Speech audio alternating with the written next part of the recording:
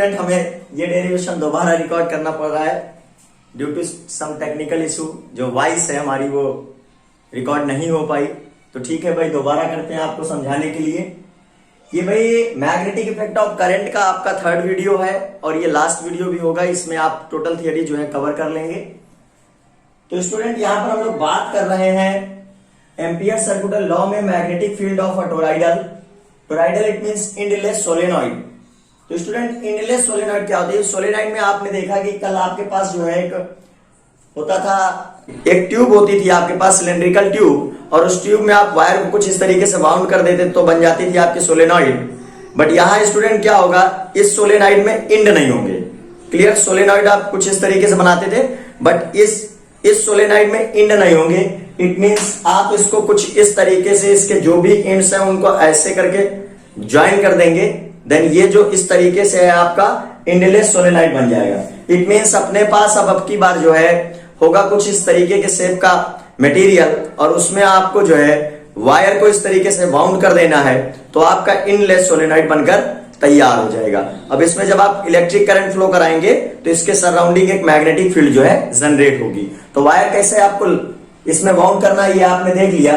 तो student derivation की बात करते हैं। भाई ये सोलेनॉइड क्या है, सोलेनॉइड के कोर में क्या मैग्नेटिक फील्ड होगी, सोलेनॉइड के बाहर क्या मैग्नेटिक फील्ड होगी, ये सब फाइंड आउट करेंगे स्टूडेंट। सेकेंड टाइम हमको रिकॉर्ड करना पड़ रहा है because of some technical issue, voice record नहीं हो पाई। नो मैटर स्टूडेंट, सब समझा देंगे, दोबारा समझा देंगे, 3 बार समझा देंगे। भाई अपने वीडियो को भाई लाइक नहीं करते हैं, वीडियो को लाइक कर दिया करें। आप देखते हैं तो वीडियो लाइक जरूर करें भाई, और अपने दोस्तों के साथ इसको शेयर जरूर करें। बहुत मेहनत करवाते हैं भाई आप लोग, बट अच्छा है आपकी पढ़ाई चलती रहे, नो प्रॉब्लम। तो भाई यहां देखिए स्टूडेंट, ये है हमारे पास एक कोर इंडलेस सोलेनॉइड का, और इस कोर में हम जो है वायर बाउंड कर देते हैं, वायर बाउंड कर देते हैं इसमें। क्लियर? तो ऐसे करके हमने अभी वायर बाउंड नहीं किया है, अब वाइंडिंग करेंगे कॉपर वायर की। तो ये है हमारे पास कॉपर वायर, ये कर रहे हैं इसकी वाइंडिंग।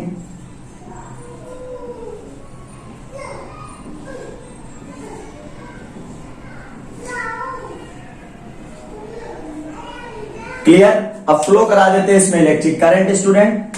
इलेक्ट्रिक करंट मान सपोज दैट इसमें ईच टर्न में इलेक्ट्रिक करंट I नॉट है, तो भाई ये I not electric current flow हो रहा है इसमें। I not I not I not I not I not I not I not I not I not I not I not I not I not. Now student हमें क्या करना है, इस toroid के बाहर मैग्नेटिक फील्ड को find out करना है, इस टोरॉइड के कोर के अंदर मैग्नेटिक फील्ड फाइंड आउट करनी है, और इस टोरॉइड के सेंटर में, सॉरी इस टोरॉइड के इनसाइड भी मैग्नेटिक फील्ड फाइंड आउट करनी है। तो आउटसाइड, इनसाइड एंड इसके कोर के इनसाइड मैग्नेटिक फील्ड 3 प्लेसेस में हम लोग ड्राइव करके फाइंड आउट करेंगे। तो नाउ स्टूडेंट यहां जो ये हमारा टोरॉइड है, इस टोरॉइड में जो number of turns in unit length of toroid है, in unit length of toroid है, वो है student small n, and I naught है electric current in each turn of toroid. Clear student? Now अब हमें करना क्या है भाई, जिस भी पॉइंट पे मैग्नेटिक फील्ड फाइंड आउट करनी है, तो भाई हमने सेंटर को सेंटर लेट कर लिया, टोरॉइड के सेंटर को ही सेंटर लेट करके पॉइंट P से पास होने वाला एक क्लोज्ड सर्कुलर पाथ ड्रॉ किया है। बिकॉज एम्पियर सर्कुलर लॉ के लिए हमें क्या चाहिए, एक क्लोज्ड सर्कुलर पाथ चाहिए। तो हमारे पास ये क्लोज्ड सर्कुलर पाथ है, क्लोज्ड सर्कुलर पाथ है। क्लियर? अब इस क्लोज सर्कुलर पाथ में हमें फाइंड आउट करना है मैग्नेटिक फील्ड का लाइन इंटीग्रल, एंड स्टूडेंट जो क्लोज सर्कुलर पाथ से नेट इलेक्ट्रिक करंट इनक्लोज्ड है उसका म्यू नॉट टाइम्स उस लाइन इंटीग्रल का होने वाला है। ऊपर ये इक्वेशन लिखा हुआ है, तो स्टूडेंट हमें फाइंड आउट करना है line integral of magnetic field, line integral of magnetic field on close circular path, on closed circular path. तो भाई ये क्लोज सर्कुलर पाथ में मैग्नेटिक फील्ड का लाइन इंटीग्रल हो गया। अब भाई यहां पर हम पॉइंट P में देखेंगे मैग्नेटिक फील्ड का डायरेक्शन। तो स्टूडेंट ये इलेक्ट्रिक करंट सारी बाहर की तरफ है, इलेक्ट्रिक करंट हमारी बाहर की तरफ है। नाउ स्टूडेंट इलेक्ट्रिक करंट बाहर की तरफ है, तो हमें पॉइंट P में मैग्नेटिक फील्ड फाइंड आउट करनी है। तो right hand thumb rule number 1 लगाएं, right hand palm rule number 1 लगाएंगे। तो करना क्या है, थंब को हमें लेना है इलेक्ट्रिक करंट की डायरेक्शन में एंड पॉइंट प्लेस करना है टोराइड के अंदर, जिस पॉइंट में आप मैग्नेटिक फील्ड को फाइंड आउट कर रहे हो उसके कोर में। देन जो परपेंडिकुलर ड्रॉ होगा पाम में वो है मैग्नेटिक फील्ड का डायरेक्शन। तो इट मींस पॉइंट P में मैग्नेटिक फील्ड का डायरेक्शन कुछ ये बनेगा। यहां स्टूडेंट लेट करना है आपको एक एलिमेंट, और उस एलिमेंट का लेंथ भी dl इसी डायरेक्शन में होगा। तो भाई dl and vector b both are in the same direction at point P and vector B both are in the same direction at point P। तो भाई यहां पर इन दोनों के बीच जो एंगल होगा वो है theta is equal to 0 degree. तो इसको हम लिखते हैं BDL cos 0, BDL cos 0 due to symmetry. Student यहां पर अगर देखें भाई तो सेंटर से जो भी पॉइंट्स हैं इस क्लोज सर्कुलर पाथ में वो सेम डिस्टेंस में है। तो भाई due to symmetry magnetic field B is equal to constant at every point on core of toroid। Clear student. तो भाई B कांस्टेंट है तो इसको ले लेंगे इंटीग्रेशन के बाहर, cos 0 की वैल्यू हो गई 1। तो ये हो गया हमारा लाइन इंटीग्रल dl। तो now student very small element की लेंथ बन रही है यहां पर dl। तो भाई अगर ऐसी सारी लेंथ का हम सम करना चाहते तो उसके लिए क्या करेंगे भाई, इंटीग्रल करेंगे इसका। तो भाई इंटीग्रेशन dl जो है हमारी यहां पर वैल्यू बनेगी, इंटीग्रेशन dl ये है sum of length of all elements. तो भाई वो बनकर आएगी perimeter 2 pi a।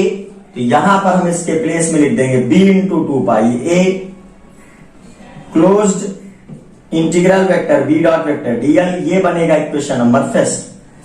Again student ये बन गया हमारा इक्वेशन नंबर फर्स्ट। भाई अब हमको चाहिए net electric current enclosed by this. यहां पर स्टूडेंट समझना है कि स्मॉल a हमने जो है वो रेडियस लेट करी है इस क्लोज सर्कुलर पाथ की। क्लियर। या हम ये कह सकते हैं पॉइंट O से स्मॉल ए डिस्टेंस पे पॉइंट P है जहां पर मैग्नेटिक फील्ड हमें फाइंड आउट करनी है। तो लिख देते हैं स्टूडेंट A है radius of circular path, radius of toroid भी बोल सकते हैं इसको, रेडियस ऑफ टोराइड और radius of circular path are distance of point P from centre O। Clear student. तो ये हो गया हमारा इक्वेशन नंबर फर्स्ट। अब हमें फाइंड आउट करनी net electric current enclosed by this close circular path. तो भाई यहां पर देख रहे हैं हम कि 1 मीटर में जो नंबर ऑफ टर्न्स हैं वो स्मॉल n है। देन जो क्लोज सर्कुलर पाथ में नंबर ऑफ टर्न्स आएंगे तो क्लोज सर्कुलर पाथ की लेंथ है 2 pi a। Then 2 pi a में जो नंबर ऑफ टर्न्स है वो 2 पाई a इंटू n होने वाले हैं। 1 टर्न में जो इलेक्ट्रिक करंट है वो स्टूडेंट I नॉट है। Then 2 pi a into small n number of turns में जो टोटल इलेक्ट्रिक करंट इंक्लोज्ड होगी वो 2 pi a into n into I naught होने वाले हैं। तो स्टूडेंट यहां पर net electric current enclosed by the close circular path जो आ रहा है, net current enclosed by closed circular path वो हो रही है student I is equal to n into 2 pi a into I naught. इसको कह देते इक्वेशन इक्वेशन नंबर सेकेंड। और स्टूडेंट अब यहां लगाते हैं बाय एम्पियर सर्कुलर लॉ। तो by Ampere circular law, by Ampere circular law, जो closed integral of magnetic field है, line integral of magnetic field है, वो बनेगा mu naught into I. I के प्लेस में पुट करेंगे, अभी लिखते हैं म्यू नॉट इंटू आई। अब हम वैल्यू पुट करते हैं equation first and equation second से। देन इक्वेशन फर्स्ट से हमें मिलेगी line integral of magnetic field B into 2 pi A, and equation second से वैल्यू मिलेगी आई की, then mu naught into N into 2 pi A into I naught. तो ये हो गया स्टूडेंट, यहां पर 2 पाई ए कैंसिल हो रहा है हमारा 2 पाई ए से। नाउ स्टूडेंट जो वैल्यू आई मैग्नेटिक फील्ड बी की वो है mu not an I not, और यही आती थी वैल्यू जब हम फाइंड आउट करते थे magnetic field due to a current carrying solenoid. Clear student? तो ये हो रही न्यूटन पर एम्पियर इंटू मीटर। बहुत ही अच्छा डेरिवेशन है स्टूडेंट, समझ लीजिए इसको। नाउ स्टूडेंट अब हमें बात करनी है कि एक टोराइड के, जो हमारा टोराइड है उसके बाहर और उसके अंदर मैग्नेटिक फील्ड क्या होगी। तो भाई टोराइड हमारा ये है, क्लियर स्टूडेंट? टोराइड हमारा ये है, और अगर हम इसके बाहर और इसके अंदर मैग्नेटिक फील्ड फाइंड आउट करना चाहते हैं तो स्टूडेंट होगा क्या, अगर बाहर हम इसके किसी पॉइंट P में मैग्नेटिक फील्ड B को फाइंड आउट करना चाहेंगे तो इसके सेंटर को सेंटर लेट करके पॉइंट P से पास होने वाला एक जो है क्लोज सर्कुलर पाथ लेट करेंगे। अब इस क्लोज्ड सर्कुलर पाथ में मैग्नेटिक फील्ड B और लेंथ के बीच लाइन इंटीग्रल को फाइंड आउट करेंगे। क्लियर? तो अगर हम मैग्नेटिक फील्ड B और लेंथ के बीच लाइन इंटीग्रल फाइंड आउट करते हैं तो वो कुछ इस तरीके से आएगा student, vector B dot vector dl is equal to mu naught I, वो हमारा ये होगा। बट यहां पर जो net electric current enclosed by this circular path जब हम देखेंगे तो स्टूडेंट जो भी इलेक्ट्रिक करंट यहां पर ऊपर की तरफ आ रही होगी वो इलेक्ट्रिक करंट अंदर की तरफ भी जा रही होगी। तो ईच टर्न में जो आई नॉट है हमारा, वो ऊपर वाली करंट को अगर हम पॉजिटिव लेट करते हैं तो नीचे वाली करंट हो जाएगी निगेटिव। तो भाई ये करंट इस करंट को कैंसिल कर देगी। तो इस तरीके स्टूडेंट जितने भी हम क्लोज सर्कुलर पाथ में नंबर ऑफ टर्न्स हैं उनमें देखेंगे कि इलेक्ट्रिक करंट बोथ डायरेक्शंस में होगी, upward and downward direction. Upward direction वाली इलेक्ट्रिक करंट को अगर हम पॉजिटिव लेते हैं तो डाउनवर्ड वाली नेगेटिव हो जाएगी। तो इस तरीके टोटल इलेक्ट्रिक करंट भाई ईच टर्न की एक दूसरे से कैंसिल होती रहेगी। तो net electric current enclosed by this close circular path जो आने वाली होगी स्टूडेंट वो हो जाएगी zero. Net electric current enclosed bye the close circular path जो आएगी वो हो जाएगी जीरो। तो इस तरीके हम कह सकते हैं कि ए टोराइड के बाहर किसी पॉइंट पे मैग्नेटिक फील्ड होती है जीरो। ठीक उसी तरीके अगर हमें अंदर किसी पॉइंट P में मैग्नेटिक फील्ड को फाइंड आउट करना है तो देन स्टूडेंट फिर से हम क्लोज सर्कुलर पाथ लेंगे, और इस क्लोज सर्कुलर पाथ के अंदर कोई भी इलेक्ट्रिक करंट इनक्लोज्ड नहीं है तो फिर से हमारी मैग्नेटिक फील्ड डी जीरो आएगी। तो स्टूडेंट जनरली इसका कोई डेरिवेशन नहीं है, हमें केवल अपने कॉन्सेप्ट पे रखना है कि भाई जो अगर हमारा पॉइंट P बाहर होगा तो क्लोज सर्कुलर पाथ से enclosed net electric current zero होगी। तो पॉइंट B में मैग्नेटिक फील्ड जीरो होगा, सॉरी पॉइंट P में B जीरो होगी। इट मींस टोराइड के बाहर मैग्नेटिक फील्ड जीरो होती है, टोराइड के अंदर किसी पॉइंट में भी मैग्नेटिक फील्ड जीरो होती है। Clear student? नाउ स्टूडेंट अब हम लोग डिस्कस करेंगे force on a moving charge in a uniform magnetic field. Student आपने देखा होगा जनरली एक मैग्नेट को अगर हम दूसरे मैग्नेट के पास ले जाते हैं तो वो एक दूसरे को अट्रैक्ट और रिपेल करते हैं। सिंपल सा कॉन्सेप्ट यार, जो मैग्नेट के लाइक पोल्स होते हैं वो एक दूसरे को रिपेल करते हैं, जो अनलाइक पोल्स होते हैं वो एक दूसरे को अट्रैक्ट करते हैं। ठीक है, इट मींस स्टूडेंट कि एक मैग्नेट के मैग्नेटिक फील्ड में अगर दूसरा मैग्नेट आता है तो उस मैग्नेट पे एक मैग्नेटिक फोर्स लगने लगता है। सिंपल सी बात है, जैसे आप देखते थे कि एक इलेक्ट्रिक चार्ज की इलेक्ट्रिक फील्ड में अगर कोई दूसरा इलेक्ट्रिक चार्ज आता है तो उसमें इलेक्ट्रिक फोर्स लगने लगता है। यहां पर स्टूडेंट क्या है कि हम बात कर रहे हैं force on a moving charge in a uniform magnetic field. It means student कि जिस भी मैग्नेटिक फील्ड की हम बात कर रहे हैं, जहां पर भी चार्ज के मोशन की बात कर रहे हैं, वो किसी मैग्नेटिक फील्ड के अंदर बात कर रहे हैं। तो स्टूडेंट अगर एक मैग्नेटिक फील्ड पहले से है और उसके अंदर एक मूविंग चार्ज पार्टिकल जा रहा है, तो आपने देखा होगा कि moving charge particle magnetic field को प्रोड्यूस करता है। Flow of electric current, it means motion of electric charge, वो मैग्नेटिक फील्ड को प्रोड्यूस करता है। तो अगर एक moving charge particle magnetic field को प्रोड्यूस करता है और वो एक मैग्नेटिक फील्ड के अंदर जाता है, तो उसमें एक मैग्नेटिक फोर्स लगना वाला होगा। तो सिंपल सी बात है कि अगर एक मैग्नेट दूसरे मैग्नेटिक फील्ड में जाएगा तो उसमें एक मैग्नेटिक फोर्स लगेगा, और यहां पर एक यूनिफॉर्म मैग्नेटिक फील्ड के अंदर एक चार्ज पार्टिकल मोशन करते हुए अंदर जा रहा है इसके, तो इसका सिंपल सा बात है यार कि चार्ज पार्टिकल भी एक मैग्नेट है, जो एक मैग्नेट, मूविंग चार्ज पार्टिकल भी एक मैग्नेट है जो एक मैग्नेटिक फील्ड के अंदर जा रहा है, तो उसमें एक मैग्नेटिक फोर्स जरूर से जरूर लगने वाला होगा। तो भाई वो मैग्नेटिक फोर्स कितना है उससे हम लोग यहां पर फाइंड आउट कर लेंगे। तो सिंपल सी बात है स्टूडेंट, मान लीजिए सपोज दैट कि यहां पर हमारा एक चार्ज पार्टिकल जो है मैग्नेटिक फील्ड वेक्टर बी में, मैग्नेटिक फील्ड वेक्टर बी में एक charge particle of amount Q inter करता है और वो वेलोसिटी वेक्टर वी से मोशन करता हुआ इस मैग्नेटिक फील्ड के अंदर इंटर करता है वेलोसिटी वेक्टर वी से, और मैग्नेटिक फील्ड और चार्ज पार्टिकल के बीच जो एंगल है वो हमारा थीटा है। नाउ स्टूडेंट यहां पर हम लोग देख रहे हैं कि एक uniform magnetic field vector B के अंदर एक charge particle Q velocity V से इंटर करता है। किस तरीके स्टूडेंट, ये हमारी यूनिफॉर्म मैग्नेटिक फील्ड की डायरेक्शन है, ये हमारा क्यू चार्ज पार्टिकल इस मैग्नेटिक फील्ड में इंटर करता है विद वेलोसिटी वेक्टर वी और एट एन एंगल थीटा। तो इस चार्ज पार्टिकल में एक फोर्स लगने वाला होगा स्टूडेंट, और वो फोर्स क्या होगा, तो भाई if a charge particle enters, if a charge particle enters in a magnetic field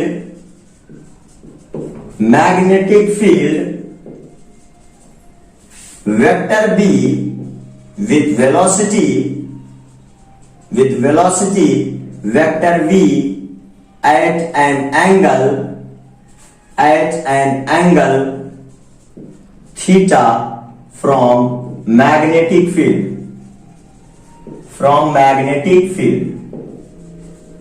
then magnetic force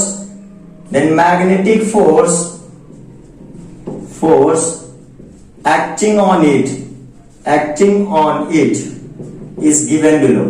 तो भाई क्या लगेगा इसमें मैग्नेटिक फोर्स, उसको हम लोग यहां पर देख लेते हैं। वो होगा student vector F is equal to Q V B sine theta N cap. Clear student, तो वो होगा यहां पर magnetic force. Now student in vector form जो होगा ये वो होगा in vector form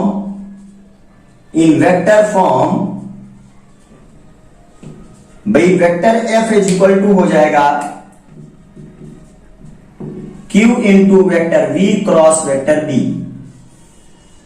now student magnetic force का डायरेक्शन अगर हम यहां पर शो करना चाहें तो हमें करना क्या है कि इसके पैरेलल इसको बनाना पड़ेगा, vector B and vector V से मिलने वाला एक प्लेन ड्रॉ करना होगा। यहां पर कुछ इस तरीके से आपको एक प्लेन ड्रॉ करना होगा।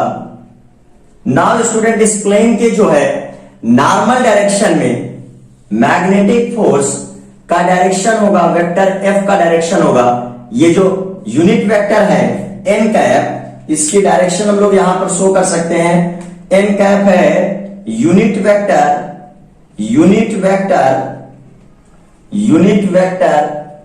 Normal to the formed by vector v and vector b. Now student, अगर वेक्टर v से अगर हम एंगल को मेजर करते हैं, वेक्टर b से एंगल को हम मेजर करते हैं और ये एंटी क्लॉकवाइज आता है, तो n कैप हमारा जो है इस प्लेन से नॉर्मली अबव होगा। और अगर मान लीजिए सपोज दैट कि वेक्टर v से, भाई वेक्टर v हमारा इधर कहीं होता, फिर हम मान लीजिए चार्ज पार्टिकल हमारा कुछ इस तरीके से इंटर कर जाता, इस केस में जो एंगल थीटा हमारा बनता वो क्लॉकवाइज डायरेक्शन में आता, तब जो प्लेन फॉर्म्ड होता उसमें मैग्नेटिक फोर्स की direction normally below the plane होती। जो vector v and vector b से फॉर्म्ड होता उसमें नॉर्मली बिलो द प्लेन होती। तो स्टूडेंट सिंपल सा ये कॉन्सेप्ट है कि मैग्नेटिक फील्ड के अंदर जब एक charge particle q velocity vector v से इंटर करता है तो उसमें एक magnetic force vector f equal to Q V B sine theta n cap newton लगने लगता है, और उसको वेक्टर फॉर्म में vector f equal to Q vector v cross vector b भी हम कह सकते हैं। और स्टूडेंट अगर हमें मैग्नेटिक फोर्स की डायरेक्शन को चेक करना है तो वेक्टर v और वेक्टर b से बनने वाले प्लेन के नॉर्मल डायरेक्शन में मैग्नेटिक फोर्स की डायरेक्शन होगी वेक्टर v से वेक्टर b के बीच का एंगल अगर एंटी क्लॉकवाइज है तो फिर नॉर्मली अबव होगा प्लेन के, और अगर वेक्टर v से वेक्टर b के बीच जो एंगल बन रहा है वो क्लॉकवाइज डायरेक्शन में है तो नॉर्मली बिलो होगा ये मैग्नेटिक फोर्स। और स्टूडेंट इसी मैग्नेटिक फोर्स को हम लोग लॉरेंज फोर्स भी बोलते हैं। अब अगर मान लीजिए सपोज दैट कोई चार्ज पार्टिकल, नोट पॉइंट है स्टूडेंट ध्यान दीजिएगा यहां पर, कोई भी charge particle magnetic field vector b के डायरेक्शन में एक q charge particle with velocity vector v inter कर जाए, तो फिर भाई वेक्टर b में अगर ये वेक्टर v वेलोसिटी के साथ वेक्टर b के डायरेक्शन में ही इंटर कर गया तो इन दोनों के बीच थीटा इज इक्वल टू 0 होगा, और यहां पर जो फोर्स होगा F is equal to Q V B sine 0 is equal to 0 newton होगा। इट मींस चार्ज पार्टिकल में कोई भी फोर्स लगने वाला नहीं होगा। अगर मैग्नेटिक फील्ड के डायरेक्शन में charge particle with velocity vector v magnetic field के डायरेक्शन में ही इंटर कर जाए तो उसमें किसी तरह का कोई मैग्नेटिक फोर्स नहीं लगेगा। तो स्टूडेंट ये किसी भी मैग्नेटिक फील्ड के लिए भी एक डेफिनेशन है कि अगर कोई चार्ज पार्टिकल मैग्नेटिक फील्ड के अंदर मैग्नेटिक फील्ड के डायरेक्शन में इंटर करता है तो उसमें जो फोर्स लगता है वो 0 होने वाला होता है। Clear student? नाउ स्टूडेंट अब बात कर लेते हैं unit and dimensional formula of magnetic field. Unit and dimensional formula of magnetic field. तो भाई अब बात करेंगे हम लोग unit and dimensional formula of magnetic field की। यहां पर हमने देखा कि जब एक चार्ज पार्टिकल मैग्नेटिक फील्ड के अंदर वेलोसिटी वेक्टर v से इंटर करता है तो उसमें मैग्नेटिक फोर्स लगता है। मैग्नेटिक फोर्स जो लगता है वो है हमारे पास F is equal to Q V B sine theta. Now student अगर यहां से हम b निकालते हैं तो b आने वाला होता है F upon Q B. Then unit of b जो होगा, यूनिट ऑफ b वो होगा newton per coulomb into metre into second inverse. Clear student? Now student ये बन गया newton per coulomb into metre into second inverse. Now student जो हमारी current I होती वो होती है Q बाई टी, तो ampere is equal to coulomb per second. तो भाई अगर यहां पर हम कूलम पर सेकेंड को ले लेते हैं तो बन जाएगा ये एम्पियर। तो यूनिट ऑफ बी हमारी बन गई न्यूटन पर कूलम, और सेकेंड इनवर्स को लेकर हमने एम्पियर कर दिया। न्यूटन पर एम्पियर इंटू मीटर, इसी को बोलते हैं हम टेस्ला। Clear student? तो यूनिट ऑफ वेक्टर बी जो हमारी बनी, यूनिट ऑफ मैग्नेटिक फील्ड जो बनी हमारी वो कुछ इस तरीके से है। अगर हम फाइंड आउट करना चाहें dimensional formula of vector B तो डायमेंशनल फार्मूले के लिए क्या होगा देख लेते हैं यहां पर। तो dimensional formula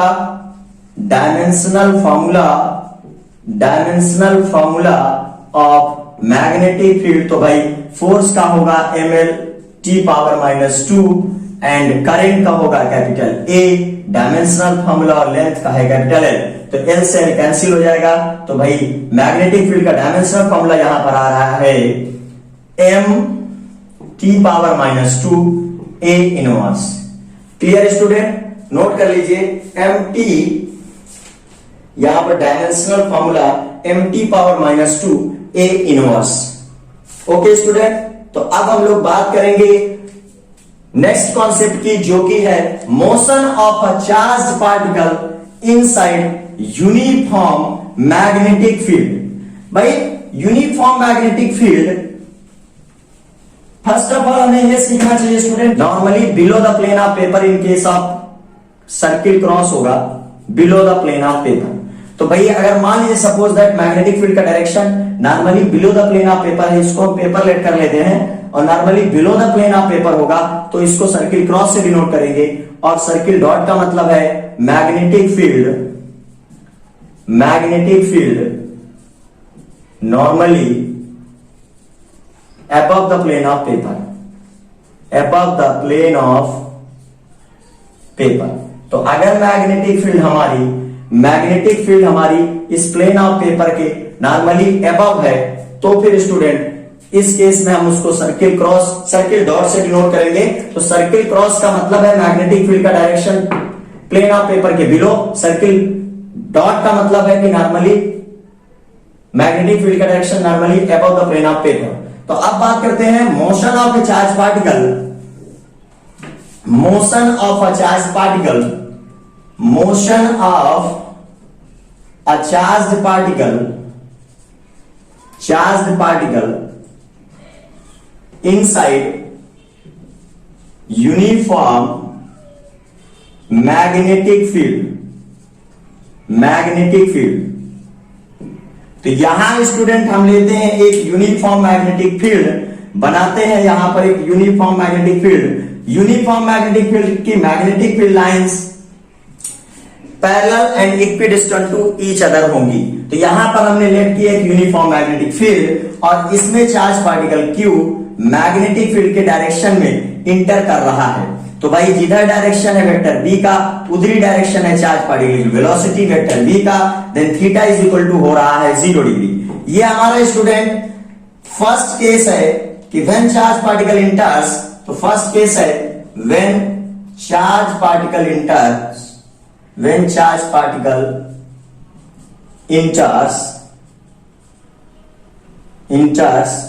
parallel to the magnetic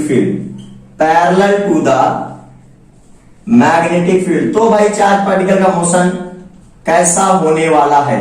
अगर हमारा जो चार्ज पार्टिकल है वो मैग्नेटिक फील्ड के पैरेलल इंटर कर जाए, तो भाई मैग्नेटिक फोर्स इस केस में जो लगेगा, magnetic force acting on charge particle वो होगा स्टूडेंट हमारा F is equal to QVB sine 0। It means charge particle में कोई भी फोर्स नहीं लगेगा। अगर चार्ज पार्टिकल मैग्नेटिक फील्ड के डायरेक्शन में एंटर करता है तो यहां पर कोई भी फोर्स नहीं है, तो फिर चार्ज पार्टिकल का एक्सेलरेशन भी 0 होगा। इट मींस उसकी वेलोसिटी कांस्टेंट होगी। तो now student charge particle constant velocity के साथ एक स्ट्रेट लाइन में मोशन करेगा।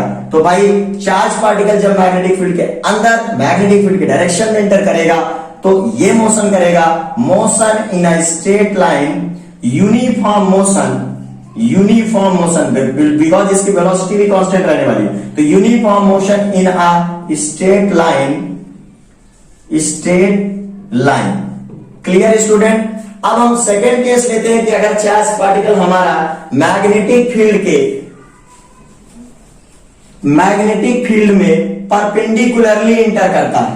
When charge particle इंटर्स perpendicularly inside magnetic field. तो भाई हमारा जो सेकेंड केस है ये इंपॉर्टेंट केस भी है student. Second case when charge particle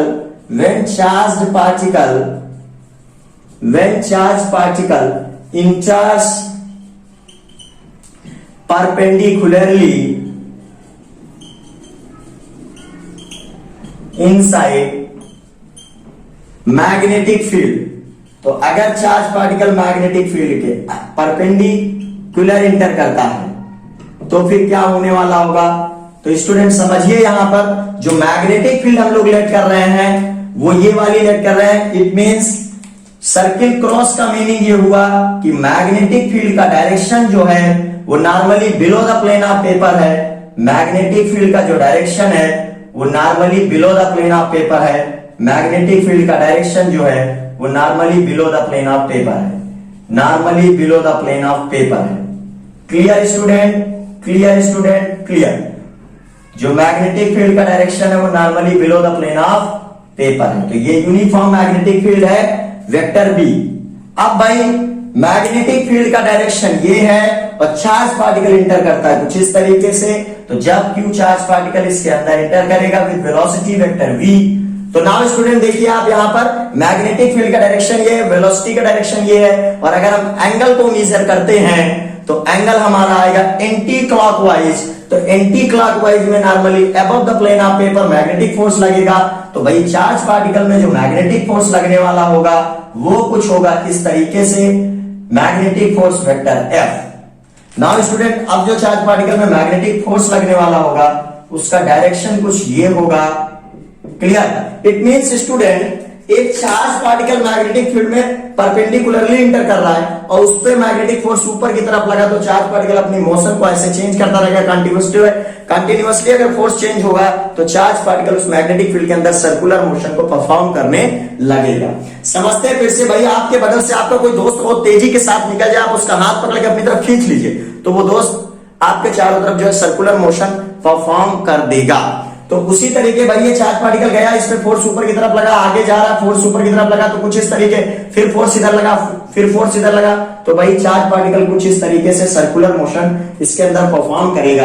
भाई क्यों ऐसा होगा ना, अभी इसका मोशन थोड़ा चेंज होगा, अभी इसका मोशन थोड़ा चेंज होगा। चार्ज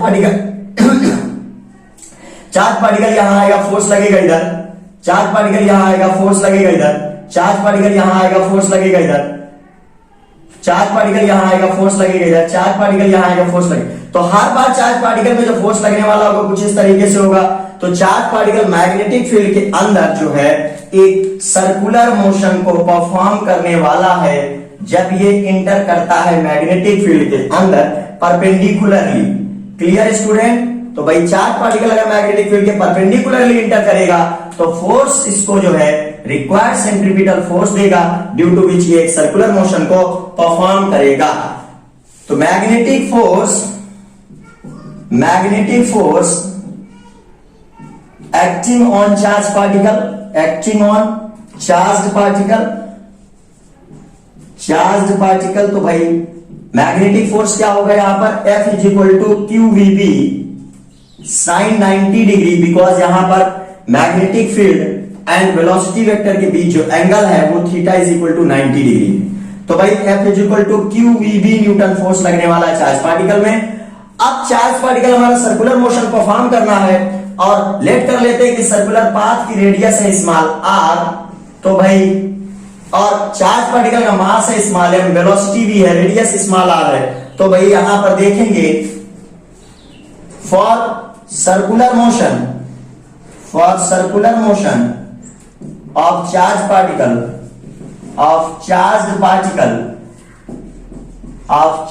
पार्टिकल जो सेंट्रीपिटल फोर्स होगा, सेंट्रीपिटल फोर्स वो इक्वल टू आएगा स्टूडेंट मैग्नेटिक फोर्स के। तो सेंट्रीपिटल फोर्स यहां जो बन रहा है वो है mv² divide by small r, और वो होगा मैग्नेटिक फोर्स के इक्वल। तो यहां पर स्टूडेंट जो स्मॉल r की वैल्यू आएगी v से स्क्वायर कैंसिल होगा तो mv डिवाइड बाई qb होने वाली है। Now student mv divide by qb metre, ये जो है इस जब मैग्नेटिक फील्ड के परपेंडिकुलर चार्ज पार्टिकल इंटर करेगा तो एक सर्कुलर पाथ में मोशन करेगा और इस सर्कुलर पाथ में इसकी रेडियस होगी r is equal to mv divide by qb। अगर यहां पर टाइम पीरियड निकालते हैं स्टूडेंट तो टाइम पीरियड क्या होने वाला होगा, टाइम पीरियड होता है भाई 1 रेवोल्यूशन में जो डिस्टेंस कवर करेगा, तो 1 रेवोल्यूशन में डिस्टेंस है 2 पाई r के इक्वल, और डिवाइड बाई जो भी इसकी स्पीड होगी तो डिवाइड बाई v। तो टाइम पीरियड यहां से फाइंड आउट कर लेते हैं स्टूडेंट, टाइम पीरियड क्या होने वाला है, तो r की वैल्यू हमारे पास है 2 पाई mv, r के प्लेस में mv divide by qb put कर देते हैं क्यू बी, पहले से v है, v से ये v कैंसिल होगा, then t is equal to 2 pi m upon Q B.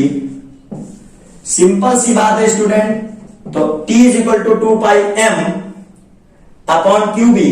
यहां पर स्टूडेंट चार्ज पार्टिकल का जो टाइम पीरियड होगा मैग्नेटिक फील्ड के अंदर वो इसके मास पे डिपेंड करेगा, बट इसकी वेलोसिटी पे डिपेंड नहीं करेगा।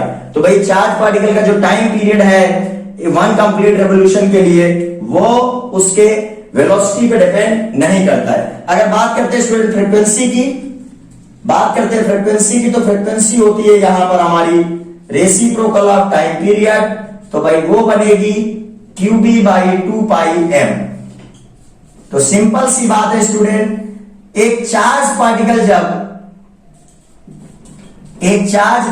जब हमारा मैग्नेटिक फील्ड के अंदर परपेंडिकुलरली इंटर करता है तो वो एक सर्कुलर पाथ में मोशन करता है। सर्कुलर पाथ की रेडियस होती है mv डिवाइड बाई क्यूबी, उसका टाइम पीरियड होता है 2 pi m by QB and उसकी फ्रीक्वेंसी होती है QB by 2 pi m। Now student note कर लीजिए, वेरी मोस्ट इंपोर्टेंट कॉन्सेप्ट है ये, फार्मूले से इन्वेंटर्स बहुत आते हैं भाई, समझ लीजिए इसको टोटल। वीडियो अच्छी लगी है तो चैनल को सब्सक्राइब करें और वीडियो को लाइक करें, अपने दोस्तों के साथ शेयर करें। Thank you so much.